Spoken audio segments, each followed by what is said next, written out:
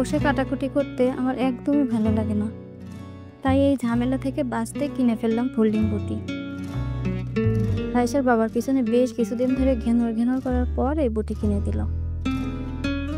আসলে এই বটির সুবিধা আর ব্যবহার সম্পর্কে আমি অবগত আছি অনেক আগে থেকেই, কারণ আমার শাশুড়ি আম্মুর কোমরে ব্যথার কারণে বসে কাটাকুটি করতে খুব কষ্ট হতো। তাই সেই 2011 সালে আমাদের বাড়িতে আম্মু নিজের বুদ্ধিতে মিস্ত্রি দিয়ে এরকম বটি বানিয়ে নিয়েছিল। তা জানা সত্ত্বেও এতদিন আমি বটি কিনিনি, কারণ এর আগে আমি যে বাসায় ছিলাম সেখানে রান্নাঘরের জায়গা স্বল্পতার জন্য। বর্তমানে যে বাসাতে আছি প্রায় 2 মাস হলো, এখানে রান্নাঘরটা আগের তুলনায় বেশ বড়। এই জন্য আসার পর থেকেই কিনবো ভাবছিলাম। ফেসবুকে তো কত ভিডিও সামনে আসে দেখি, আর এক এক পেজে এর দামও এক এক রকম। তারপর ভাবলাম এখানকার লোকাল মার্কেটে আগে যেয়ে দেখি।